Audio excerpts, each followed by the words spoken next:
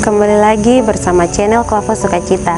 Pada saat ini kita akan membaca sebagian dari sabda kebenaran firman Tuhan. Untuk itu kita bersatu di dalam doa. Kita berdoa.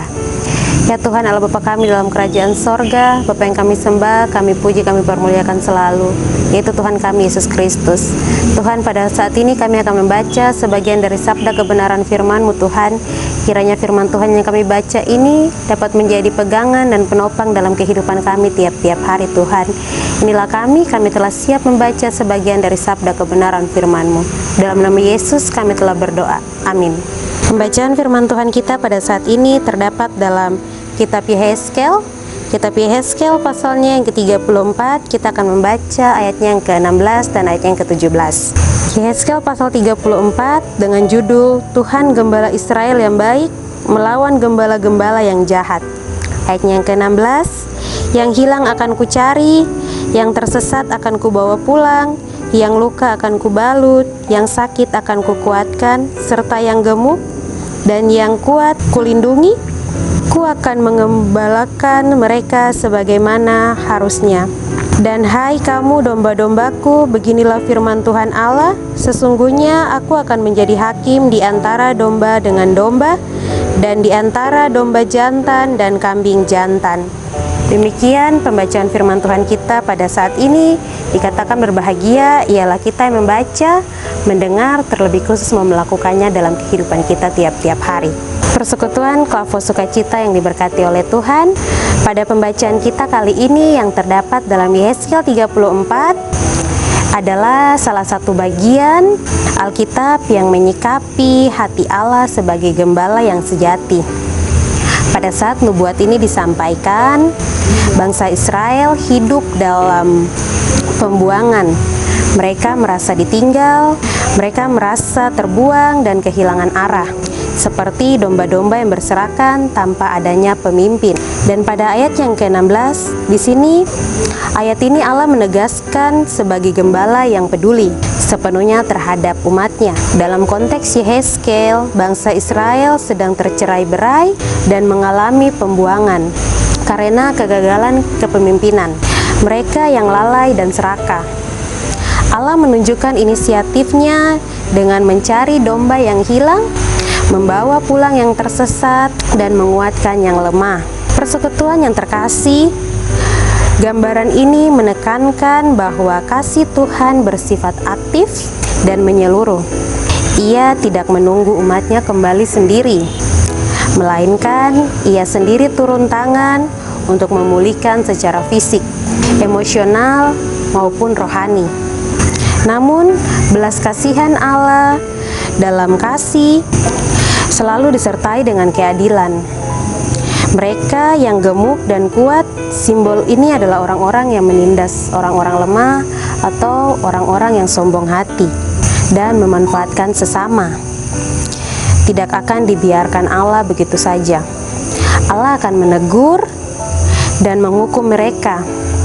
Dalam ayat ini menegaskan bahwa Tuhan mengembalakan umatnya dengan keadilan, menata kembali kehidupan umat agar yang lemah dipulihkan, yang tersesat kembali ke jalan yang benar, dan setiap orang yang hidup dalam keseimbangan antara kasih dan kebenaran. Dengan demikian, ayat 16 ini mau memperlihatkan perpaduan yang sempurna antara Allah dan manusia tentang kebenaran dan kepemimpinan sejati dari Tuhan kita. Dan pada ayat yang ke-17, di sini kita mengingatkan bahwa Allah adalah gembala yang sempurna. Ia mencari yang hilang, ia memulihkan yang terluka, dan menguatkan yang lemah.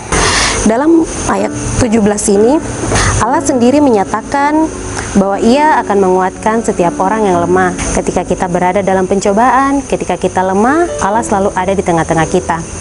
Allah selalu berada bersama-sama dengan kita.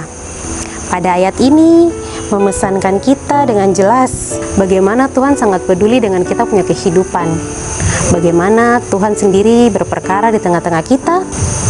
Tuhan yang adalah pemberi nafas hidup, yang akan menyertai kita, melindungi kita saat kita hidup bersama-sama dengan Tuhan. Dalam ayat 17 ini mau mengingatkan kita, Tuhan selalu peduli dengan kondisi hidup kita. sekaligus menuntut kita hidup dengan adil dan penuh kasih terhadap sesama. Kita dipulihkan, kita dipimpin oleh Tuhan melalui tubuh jasmani, rohani. Tuhan akan selalu berada di tengah-tengah kita. Dengan demikian, kita bukan hanya menjadi bagian dari domba-domba yang dipulihkan, tetapi juga kita menjadi saksi dari semua hal yang Tuhan punya. Kita mau dipakai Tuhan untuk menyatakan segala hal. Untuk itu, tetaplah menjadi domba-domba yang setia kepadanya, tetaplah menjadi umat-umat yang takut akan Tuhan, dan tetap berpegang teguh pada perintah kasih Allah yang adil dan penuh dengan kasih. Kiranya Tuhan Yesus yang mempunyai firman mau memberkati kita semua. Dengan firman ini, kita dapat belajar setia kepada Allah. Amin. Mari kita bersatu dalam doa, kita berdoa. Ya Tuhan yang kudus dan yang maha mulia, Bapa kami sorgawi, Tuhan Yesus Kristus, Tuhan Yesus yang baik, tadi kami telah mendengarkan sebagian dari sabda kebenaran firman. Kiranya firman Tuhan yang telah kami baca, kami dengar, bahkan kami merenungkan ini dapat menjadi penguatan, pegangan dalam hari-hari hidup kami Tuhan. Tuhan Yesus berkati setiap kami, lindungi setiap kami, berikanlah kami berkat-berkat dalam kehidupan ini Tuhan. Biarlah firman ini menjadi berkat bagi kehidupan kami Tuhan Yesus. Lindungi sertai seluruh kehidupan kami, dan menjadikanlah kami kawanan-kawanan domba yang patut ke hadapan-Mu Tuhan Yesus.